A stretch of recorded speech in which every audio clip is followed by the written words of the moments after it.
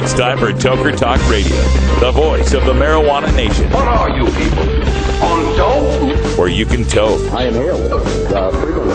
Or you can talk. I experimented with marijuana and didn't inhale. Or you can toke and talk. 10 federal criminal penalties for possession of up to 1 ounce of marijuana. While we talk about toke on Toker Talk Radio. So, by the way, when it comes to pot, if you're 40 years old, you live in a log cabin in Oregon, you got 12 giant pot plants in your backyard, have a ball. Live from beautiful Portland, Oregon at Rolla J Studios.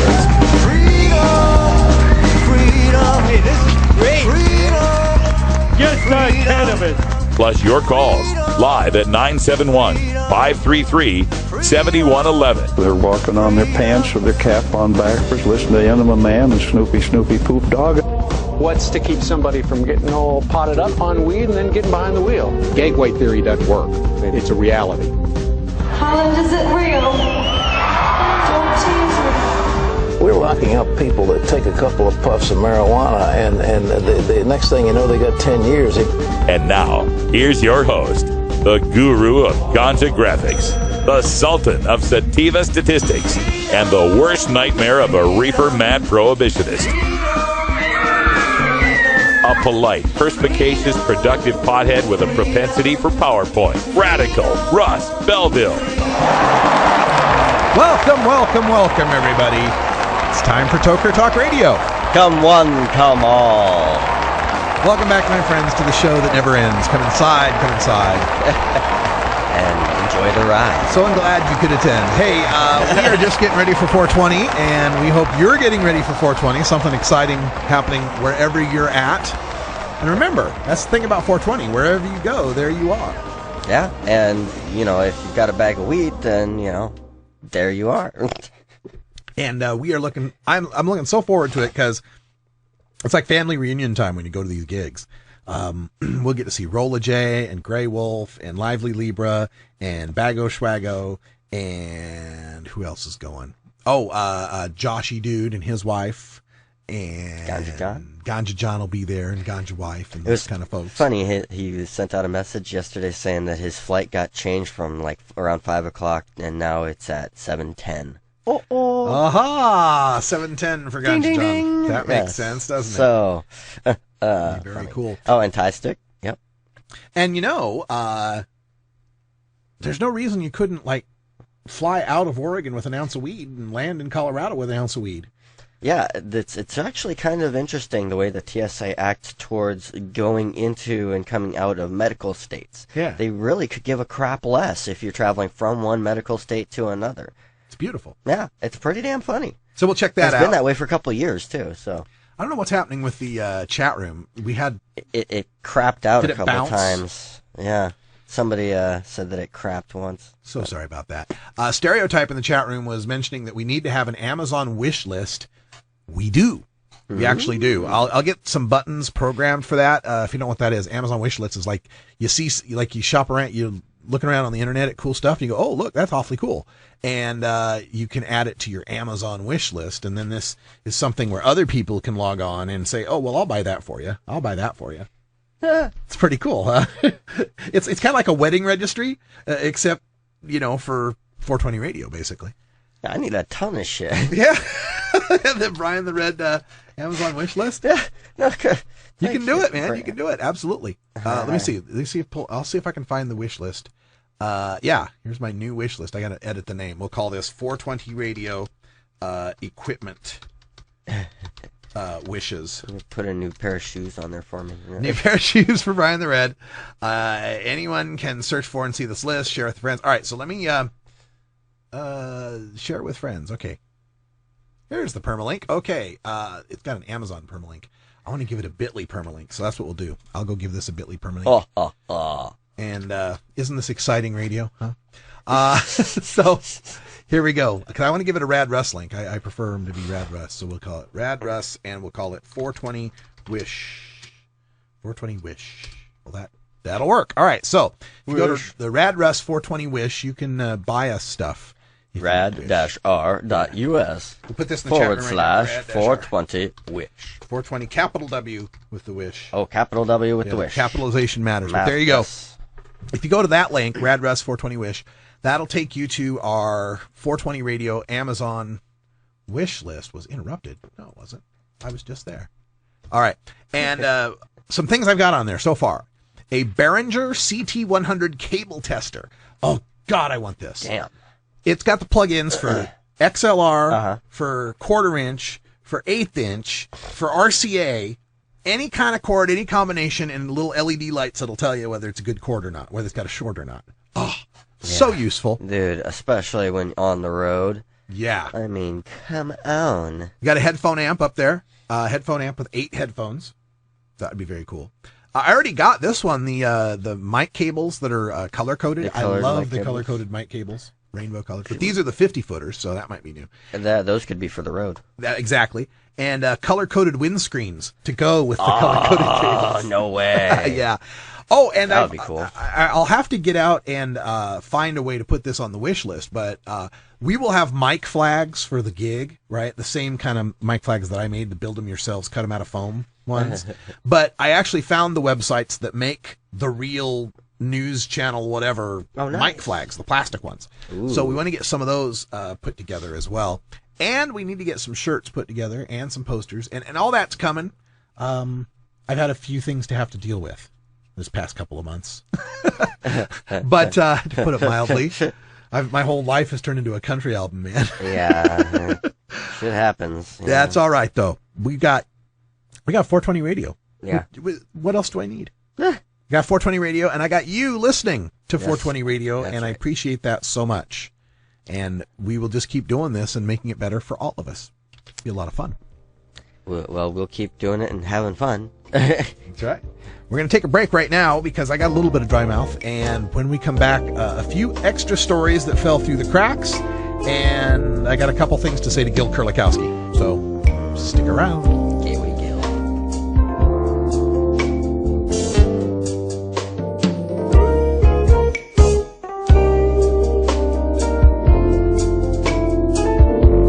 We'll be right back after these messages from our 420 friendly sponsors. Support these advertisers because their ad money goes straight to the Russ Belville Show.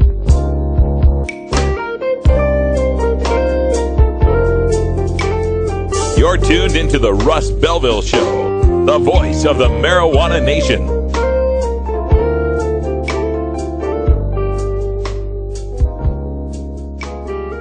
The law offices of Omar Figueroa would like to remind you to stand up for your rights. Please do not give up your precious liberties. There's nothing wrong with standing up for our constitutional rights, and in fact, it's the only way to honor the Constitution that recognizes our natural rights. Treat law enforcement with respect and respect the Constitution by standing up for your rights. If you are detained or arrested, stand up for your rights by repeating, I respectfully invoke all my legal and constitutional rights. I do not consent to any search and seizure. I want to remain silent, and I want to speak to my attorney, Omar Figueroa. Omar Figueroa has more than a decade of experience in federal and California courts and graduated from Yale University, Stanford Law School, and Trial Lawyers College. Please contact the law offices of Omar Figueroa at 415-489-0420 or 707-829-0215. Or on the web at www.omarfigueroa.com.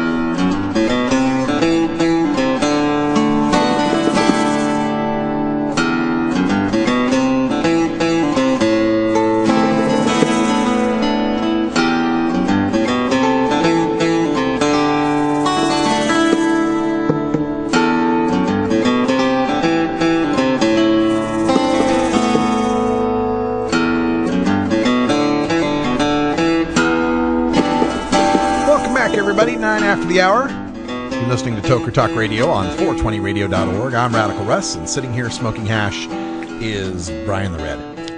That would be I. It's our special giggle hash. Yeah. Which, as everyone knows, what makes giggle hash is puppy licks. Oh, well, I thought it was because I was laughing so hard while I made it. Because of the puppy licking your nose. Oh, yeah. So it's puppies. We make our hash with puppies. Actually, I have kittens. Not actual puppies. Kittens. Yes, I have Oh, this is Kitten Hash. Kitten Hash. Yeah, Kitten Hash. Well, let's see how this... we don't put actual kittens in the hash. No. It's the kittens licking your nose while you make the hash. That makes us smile so much. And he's got a cat that bites his nose. Yeah, this damn thing wakes me up in the morning by nipping my nose. Oh, good morning, time for me to eat. I could eat your nose. Yeah, I could smack your face too, but I'm not gonna because you're just a little fluffy ass cat. I wanted to rant a little bit on this story out of Seattle, out of Puyallup, actually. This Jeremy Capodanno story. The guy is charged with federal drug and gun violations because he shot 2 burglars who broke into his garage. Now, the garage is one of them situations where it's attached to the house. It's not like a separate garage. It's like these modern houses they build where it's part of the house. You get out of your garage, you open the door, you're in your house, right? Yeah. There is no outside between them. So that would let the elements get you. That's right. So he had 200 plants, allegedly. And remember, when you hear these 200 plant things... Yeah, they could be seedlings. Right. Remember that most of them are not mature plants. Like, under a couple inches tall. Most growers, if they're growing to maintain a consistent crop, will have plants in 3 stages. They'll have seedlings, they'll have vegetative, and they'll have flowering, right? And so when they say, oh, well, we got 200 pot plants worth $2 million. No. About 20 of those were worth something. Yeah, I love how they place the generic value on a single pot plant. We covered this before in a case where the cops had destroyed or lost the medical plants and had to pay the guy. Yeah. They determined each plant was worth, even though the plants were not all of them. Right. They seize, like when they seize 200 pot plants and 180 of them are seedlings, they charge it as if each one of those seedlings was going to grow to full maturity and be harvested, when a lot of them might die. Well, it's still like a minimum $2,000 of value they place on like one of these plants. And come on, it's a seedling. Unless you got some rare genetics there, that shit ain't worth, But what's been nice about this is some clever lawyers have taken and used that figure against them when they're trying to get the pot plants back. They'll say, oh, well, you took 200 pot plants and they're worth $2,000 a piece, right? Oh, well, gee, those were seedlings. Oh, but that's not the way you charge it when you're busting people, is it? Yeah, you look at the reality of it when it's come back on you, but when you're trying to drop it on someone else, it's just an arbitrary number. Yeah. So anyway, they busted this guy. He shot 2 guys, killed them. Yeah. They broke into his garage. It was his house. Where he had his grow attached to his house. And the U.S. attorney says, well, this defendant chose to enter the illegal drug business and armed himself to protect his trade, not his home. Bullshit. Well, if the trade is attached to the home, how do you separate that he's not protecting both? But anyway. Yeah, hey, where's the home business insurance for us? And she continues to say, his conduct brought thieves to his door, put his 7-year-old son at risk, and ended with him taking 2 lives. And this is the argument that law enforcement and our opponents always like to bring back, and this ties into that whole child endangerment rant I went into the other day. This idea that, well, as soon as you got into the illegal drug business, merely by being a part of that prohibited business, you brought risk to your child. Because what you're dealing with, what you got, is worth so much, and criminals are willing to steal it. Well, not just risk to your child, but to everyone around you. Supposedly, lest we forget the case of the 2 ladies who got searched with the same glove. Right.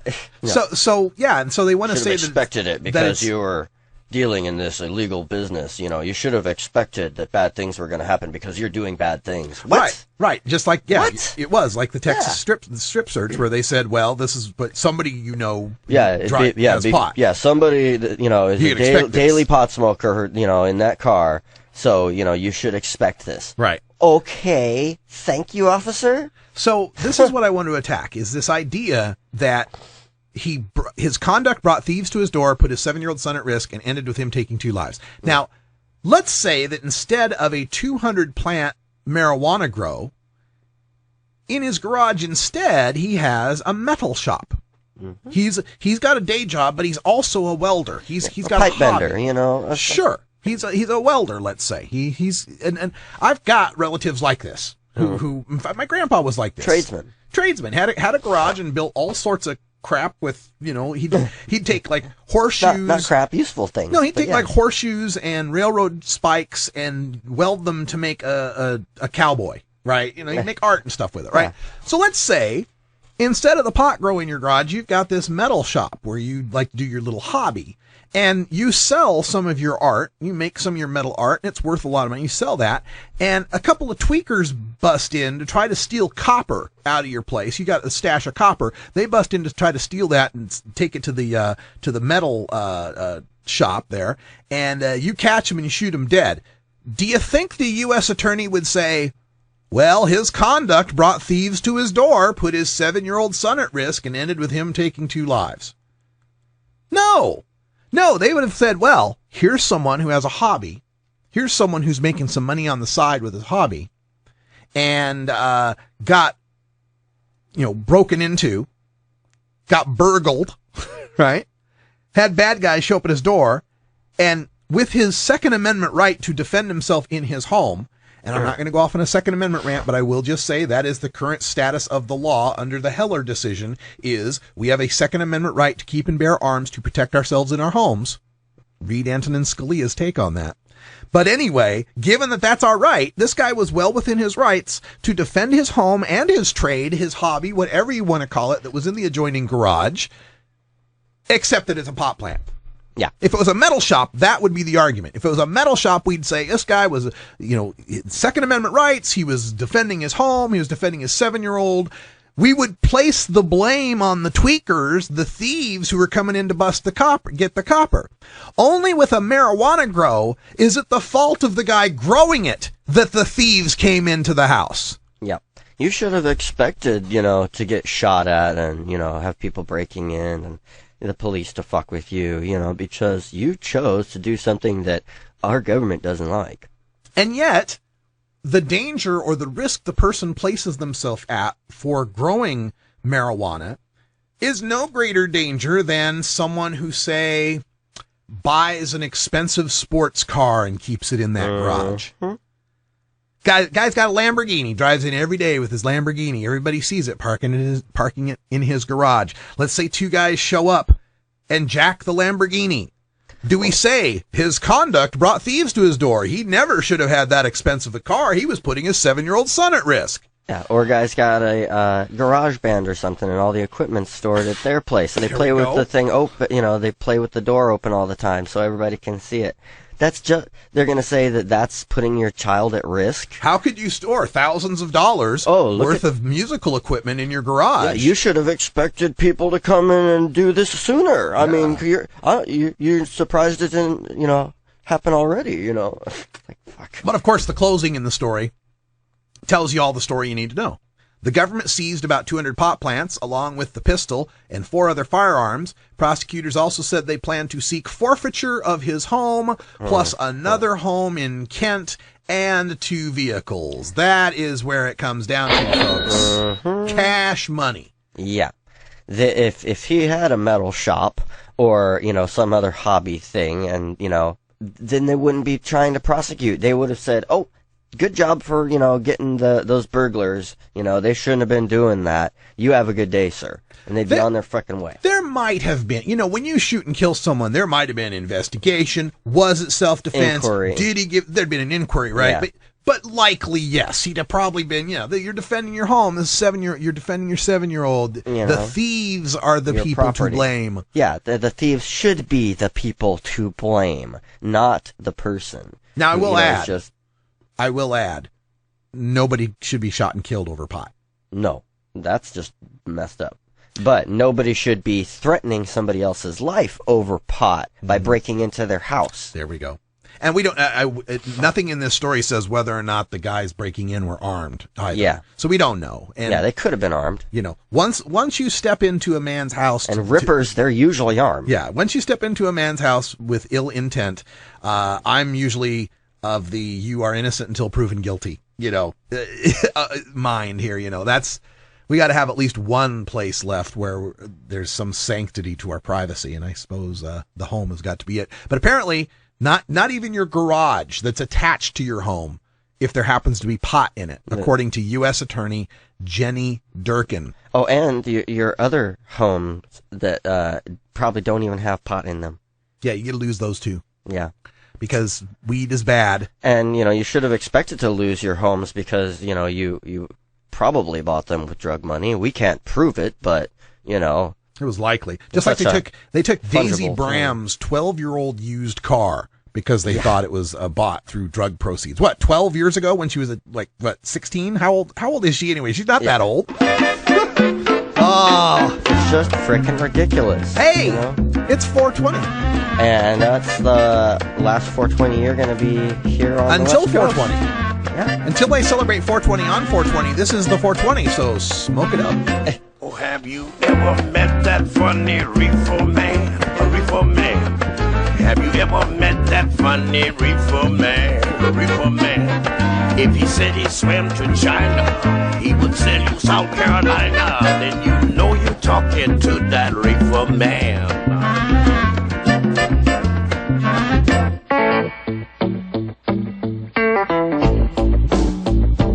I'm a reefer smoking man. Wood Pipe Smoke Shop and Speakeasy is your source for cannabis community gear in southern Wisconsin.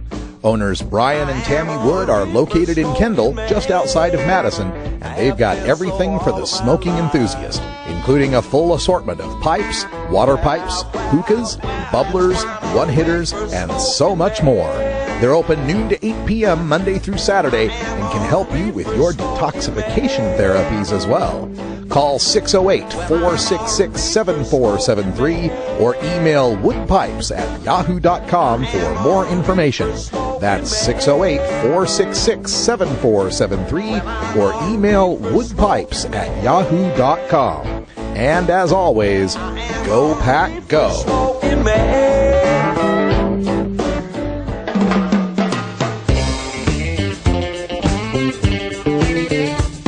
Have you heard the word about the herb superb? You can take it from an ogre like me. Just take a toke for a bit of a joke and you're out of your coolabah tree. And the bloke next door, he wants to call the cops because you're smiling and looking happy. He should plant a few seeds, grow a few weeds, and the world don't look so crappy. Talk about marijuana, Australiana, cheaper than booze, safer than pills, make you sing like Frank Sinatra. Marijuana, definitely top banana. It's the greatest craze since the Tivoli days. You can buy from your nearest farmer. I was laying a rave and this cocky about changing some of our laws. I said, you know, they arrest us folks as grass and they lock us up indoors. He said, birds, you're right for smoking them drugs, they lead you to the hardest stuff. But then I found he was growing a whole plantation, cause life on the land's a bit tough. Growing that marijuana, Australiana, cheaper than booze, safer than pills, make it sing like Norman Gunston. Marijuana, definitely top banana. It's the greatest craze since the Tivoli days. You can buy it from the nearest farmer. Well, I suppose some of you want to know where your local dealer heads get a deal on good sticky heads. That's the place to tell every town. There's one in every town. I bought a policeman's boot to get sticky heads for $3,000. Oil.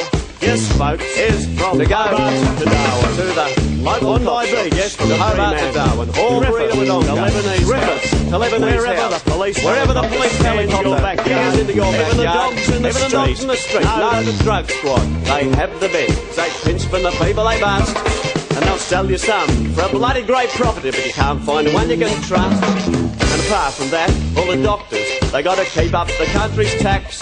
So when the pills and the grog start to rot your old body, got a much better way to relax. Smoking that marijuana, Australiana, cheaper than booze, safer than pills, make it sing like Joan Sutherland. Marijuana, definitely top banana. It's the greatest craze since the Tivoli days. You can buy it from the nearest farmer. Smoke a reefer, smoke a reefer, smoke a reefer, smoke a reefer. Now, I'm not saying you can smoke the old grass. It'll stuff up your lungs. And smoking, it makes you old and sick. Instead of healthy and young, let's plant a few seeds, grow a few weeds, rip off a head or two, and boil up the billy. For a cup of herbal tea, you'll get the right point of view. Smoking that marijuana, Australiana, cheaper than booze, safer than pills, make it sing like, come on. I'm so pleased you love me. Marijuana, definitely top banana. It's the greatest craze since the Tivoli days. You can buy from your nearest farm. Talk about marijuana, Australiana. Yeah, marijuana Australiana. Pills make it sing like the birds in spring. I'm sure they'll be doing something for 420 down there too. It's all over the world now. But how did it get its start? Where did 420 come from? I gave you the brief origin of 420. If you would like to read the in-detail piece, Ryan Grimm out at Huffington Post, who's the author of This Is Your Country on Drugs, The Secret History of Getting High in America, fabulous book, by the way, has a very exhaustive piece on how did Weed Day 420 get its name. He originally published it on 420 in 2009. He's updated it every year since and added more names of the people involved in the story. And, of course, Steve Bloom is mentioned in this as well. I've given you a short link for it in our chat room, rad-r.us, and that's always my short link, rad-r.us/420origin. And make sure you capitalize the O in origin, 420 origin. And you can read that and get the full story on the Waldos and the Grateful Dead tour and everything that happened there that created the 420 holiday that we still have, that we have now, that is now going to take off like crazy. Yeah, when you were talking about that earlier, I thought it was kind of funny and maybe thought that there was a tie-in with, Stoners and the Where's Waldo. Yeah, no, it was before Where's Waldo. Yeah, no, that's what I'm saying. There's a, the guy who did all the Where's Waldo stuff, he might have known, the Waldos. And it's like, where are they meeting now? I got Where they look for the guy with the hat and the cane. It's too bad those books aren't scratch and sniff. It'd be easy to find Waldo. Shite.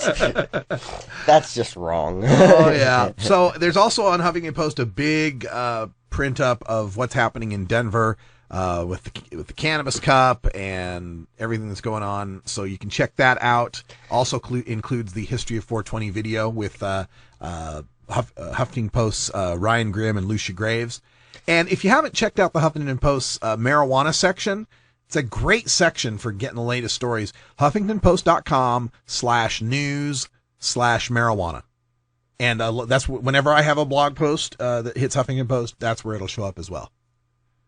Cool. So, yeah, lots of things happening for 420. There's like 4 places I know of around town that are having, if you're an OMMP member, you can go to these fun events. And there's also, let's see here, there's something going down in, I think it's Ashland. Yeah.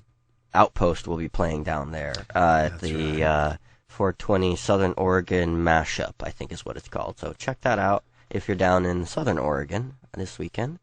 And, other than that, just check out, Facebook events and look on the calendars.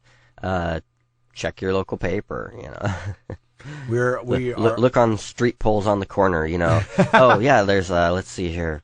Who's playing? A couple different people are playing. Oh, geez, too many to remember.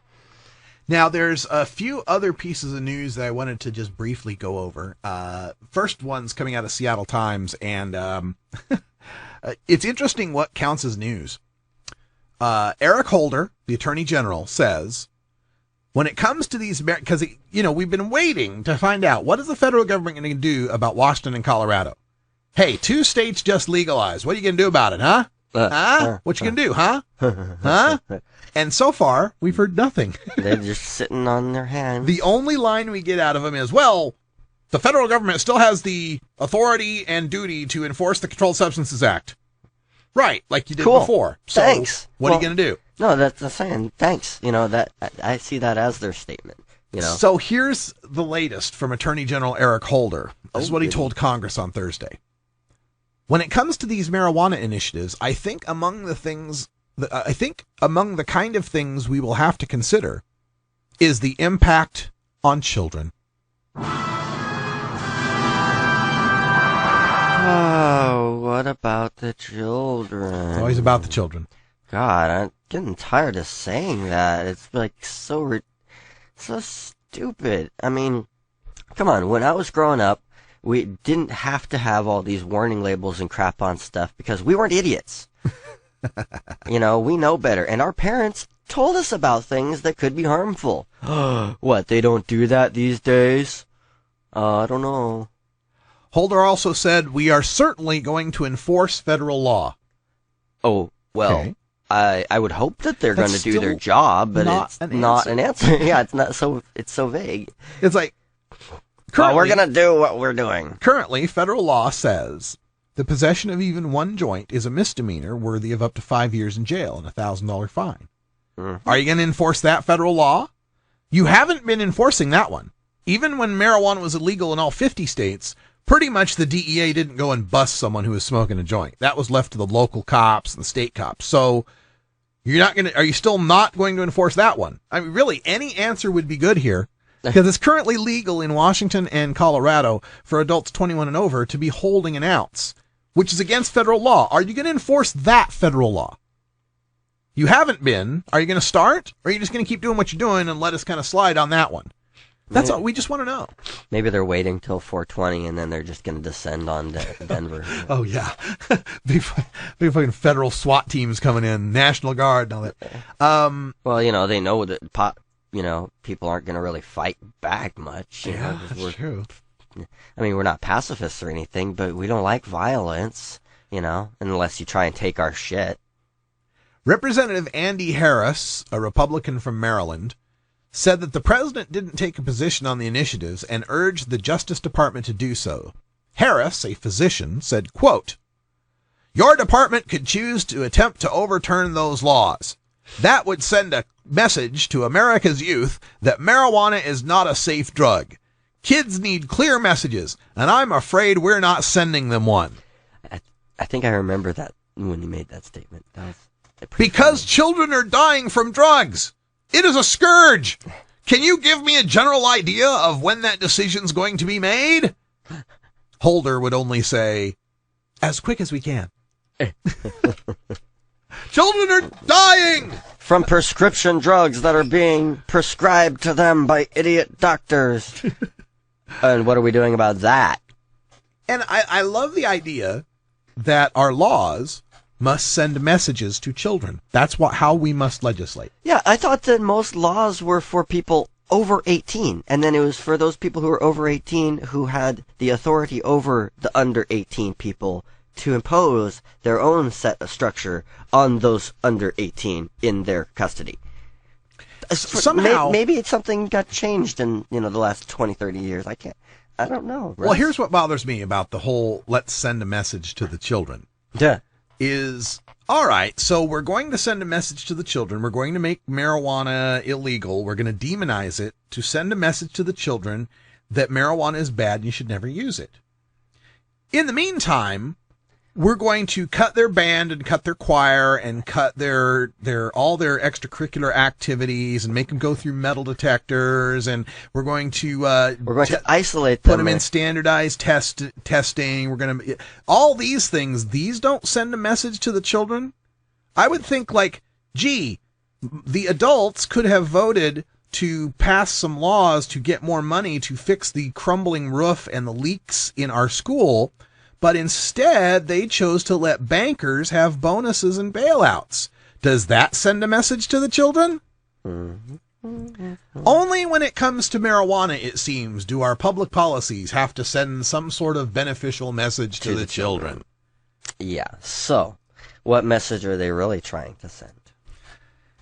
How many messages do our children get on a day-to-day basis? For some reason, we have chosen in America to allow, and this is unique. This is unique in the world, folks. Mm-hmm. We allow our pharmaceutical companies to sell their drugs directly to patients. Yeah. Nowhere else in the world is this allowed. You go to Britain, you go to France, you go to any place else in the world, you don't get commercials on your TV saying, "Ask your doctor about prescription fuck it all," right? Because ask your doctor is like tell your dealer. Yeah. It's the same equivalence. The doctor is the one who should know what the drugs are and be evaluating what they are based on your condition and then deciding to get those drugs to you. You shouldn't be making your own diagnoses off of WebMD and the cartoon depression commercial to decide what drugs you should be asking your doctor for. It's insane. Yeah. if you want to ask your doctor for drugs that you don't know what they're going to do to you, sign up for some clinical trials. There you go. There's all sorts of random shit that they love testing on in pack rats, Hey, try this. Let's see what happens. Yeah. Oh, did that make your hair fall out? Okay. Can you see? Can you see now? No, but he's got an enraging erection. All right, mark this one down. And explosive diarrhea. Explosive diarrhea. All right.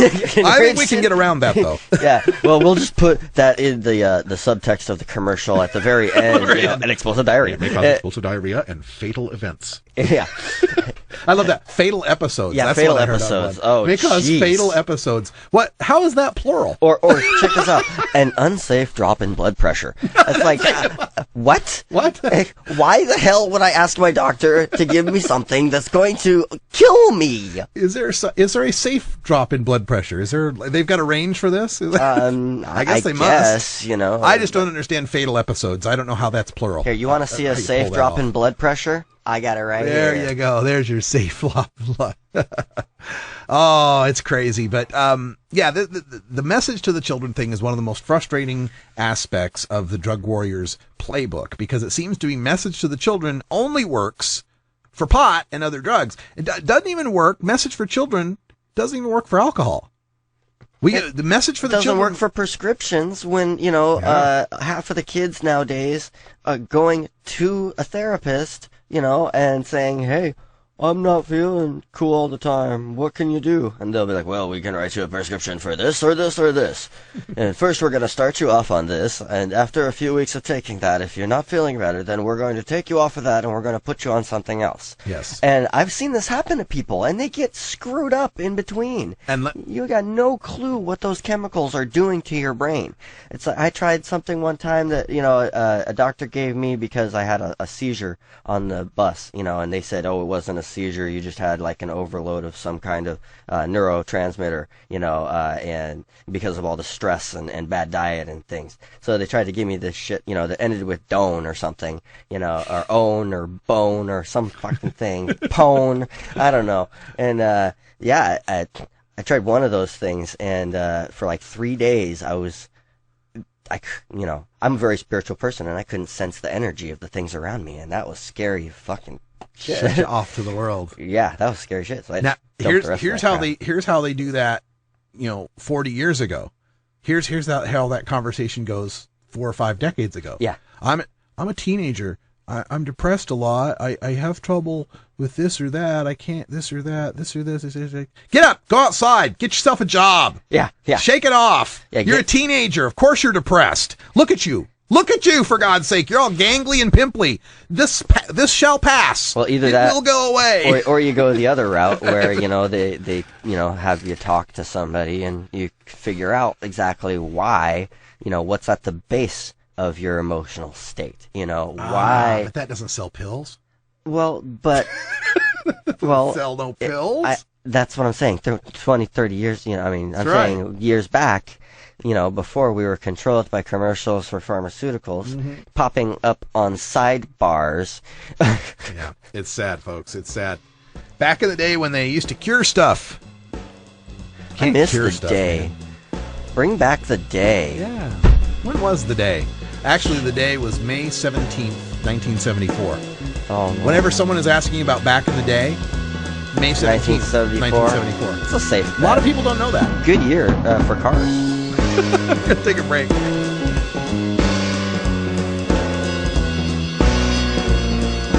We'll be right back after these messages from our 420 friendly sponsors. Support these advertisers because their ad money goes straight to the Russ Belville Show. You're tuned into the Russ Belville Show, the voice of the marijuana nation.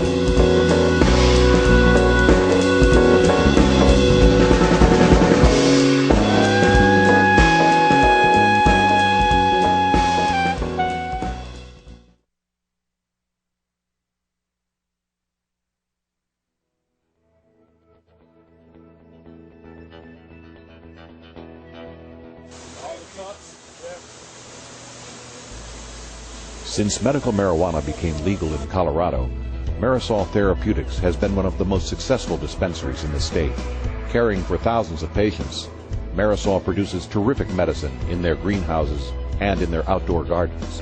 Here's Michael Stetler, the director of Marisol Therapeutics. This is our grow. We handle probably over 1,500 patients. We're licensed by the state of Colorado, and we try to do things the proper way. Different patients need different strains for different ailments. It's really hard for us to grow this medicine and have the federal government say this and people out there in everyday life not understand what this medicine's about. God wouldn't give us an herb like this for it to be the devil's plant, what they say, and that's wrong. This is an angel's plant.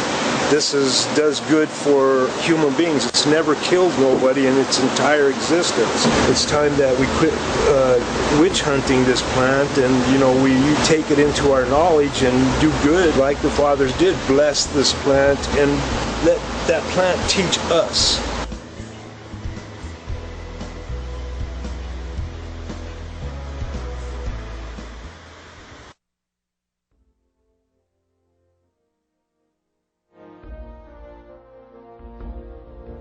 I am not a stoner. I am nothing you've heard. I'm you. We may not be happy with the world that we live in.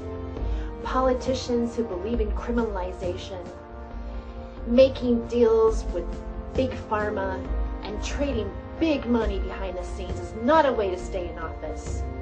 I will go to bat for you. I will go to Burning Man and smoke my brains out. I'm Terry Joyce, and I approve this message.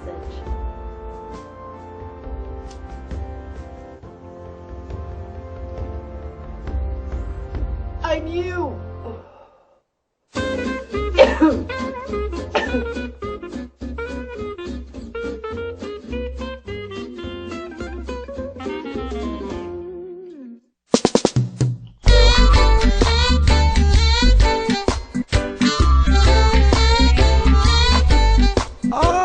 Yeah, welcome back, everybody. 42 after the hour.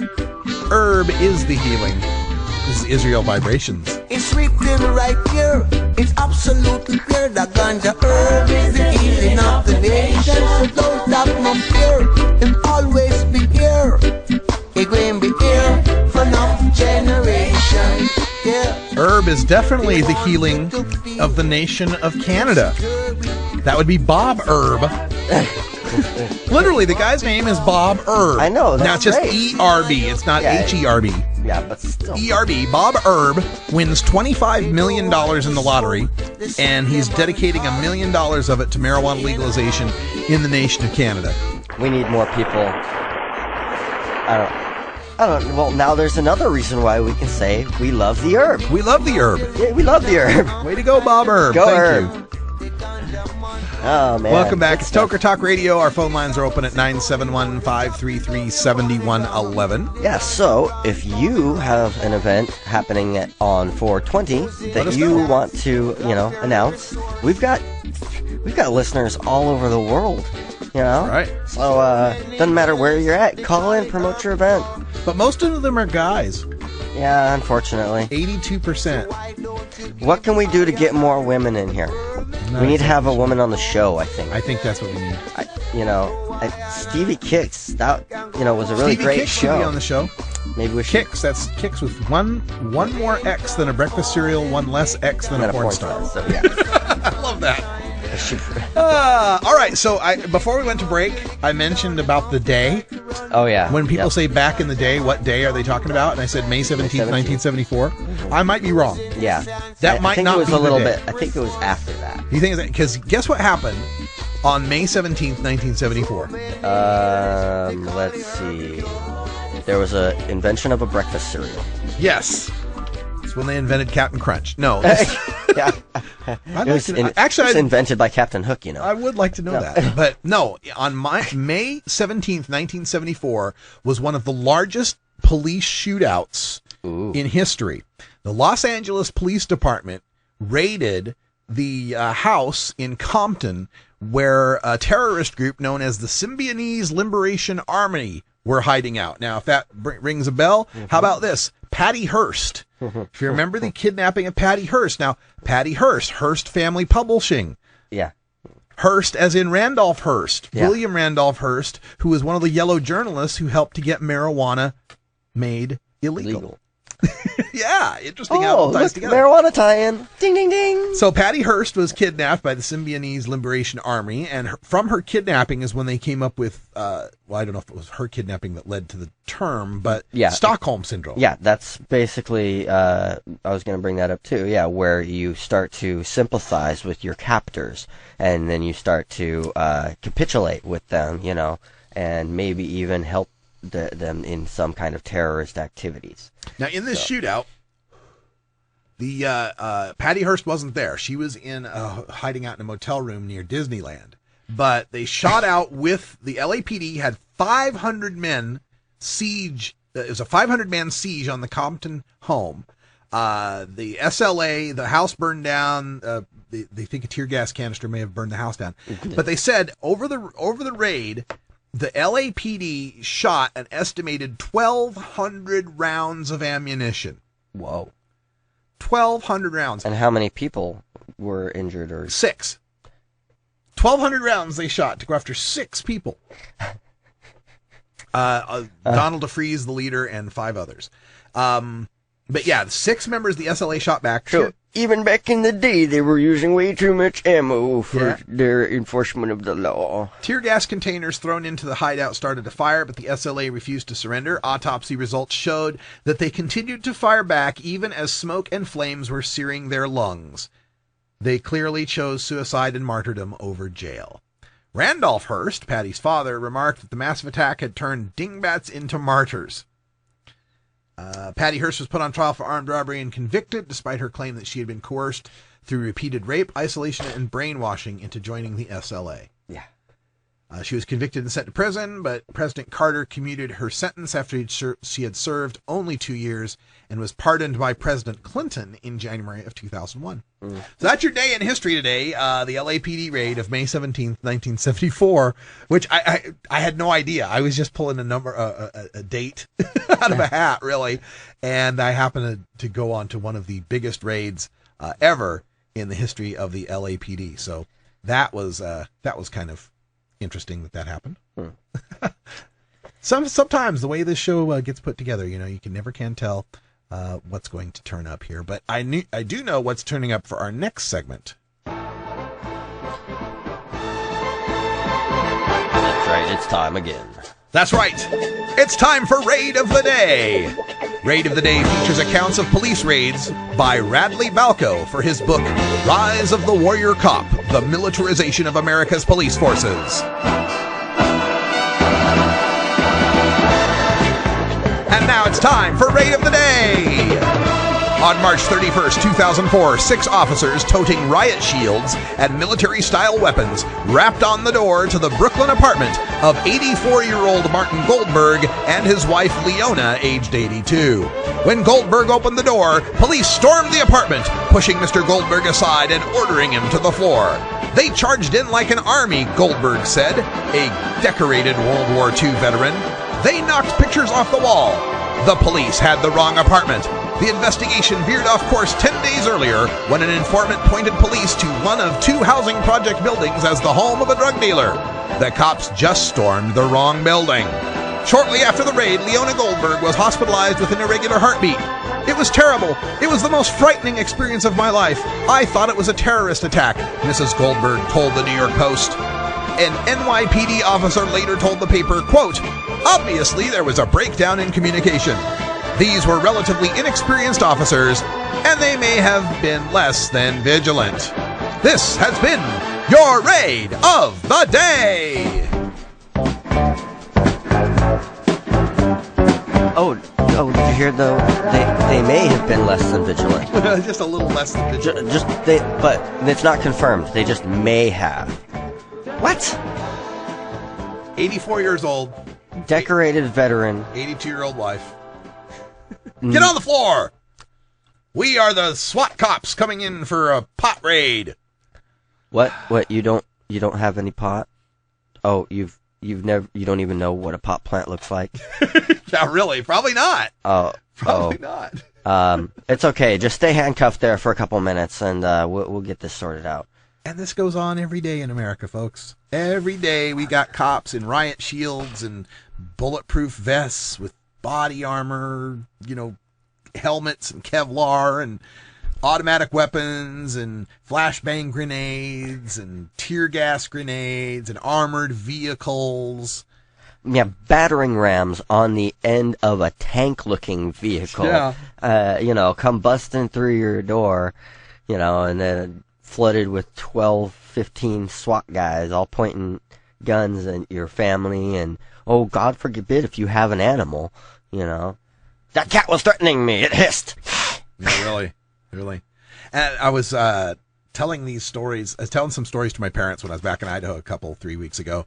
And I told them the story of the guard gators.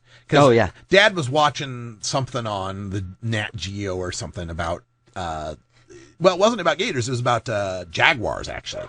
Jaguars? Not dogs. Jaguars. It's about jaguars. And in it, of course, the jaguar comes upon some gators, but they weren't gators. Mm-hmm. They were caimans. Caiman, mm-hmm. Right? And so I had to tell them the story. They're smaller. Yeah, right. They're a little mini gator. Yeah. A mini gator. So, I had to tell Dad the stories of the guard gators and how the latest guard gator story was actually guard caiman story. Yeah. And all I guess they're not herpetologists. That's snakes, right? What is somebody who studies? Herpetologist is all right. Lizards all lizards? Bacon Dan with the save. Yes. Woo! Look at that, man. So he comes down the stairs and answers a trivia question. Knowledge in hand. All right, so herpetologists would tell. We're all getting up on the post saying, "Oh, they weren't alligators. They were caimans." Yes, we know. know. So I was explaining to Dad. I was like, "Here's part of the reason my bet is why we're seeing more guard gators is because when the cops come in and shoot your gator, it's like,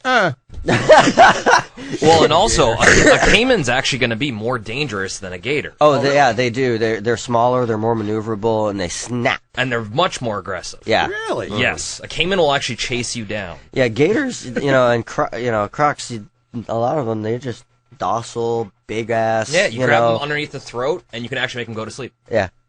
I'm not going to. I would rather not. It's a trick from the South. It's like I say, I'm a statistics guy, and my chances of getting bit by a reptile go up dramatically when I'm near them. Yeah, because it goes from 0 to 1 in a million, and that's too much for me. It could be worse. I got choked one time by a 12-foot python. Oh, wrapped around my neck. I passed out and everything. Yeah, nice. Yeah. How did that come to be? It was at a friend's birthday party, and you guys party. Well, yeah, no, I was 12, well, and they brought went to that thing with him, right? Yeah, yeah. And I party hard, but they brought a reptile guy. Put the snake around your neck, get a picture, and it got pissed off, and it wrapped around my neck twice over top of my head, and they were afraid that the people there were afraid to touch it, so they took a picture of me. We need to get that. That's going to be your new avatar. Yeah, it's crazy. You're like, it's turning purple. Oh, yeah. Freaking snake on top of your head and wrapped around your neck. Yeah, and I have scale marks underneath my neck and everything. Wow. Yeah, I hate snakes. Hate them. But they're tasty to eat. I've had rattlesnake, and it's very tasty. Yeah, rattlesnake. I hate snakes unless you prepare them properly. Absolutely. Oh, they make a nice belt, too. Yes, they do. All right. Well, there we go. Now we know. Hey, we're going to take a little break here because Bacon Man just showed up and, Surprise. We got one more segment here before we head off into 420 land. Remember, no live show tomorrow, but coming up Monday. Coming up next, Red Eyes Reggae Flashback, last night's show. And coming up at 8 o'clock, brand new Big Daddy Fink Funky Roller Ring. Remember, you can win your t-shirts on this episode. If you wrote down the 6 hip-hop songs from last week, you can win this week. So stay tuned. Tweet contest. We'll be right back after these messages from our 420 friendly sponsors. Support these advertisers because their ad money goes straight to the Russ Belville Show. You're tuned into the Russ Belville Show, the voice of the marijuana nation.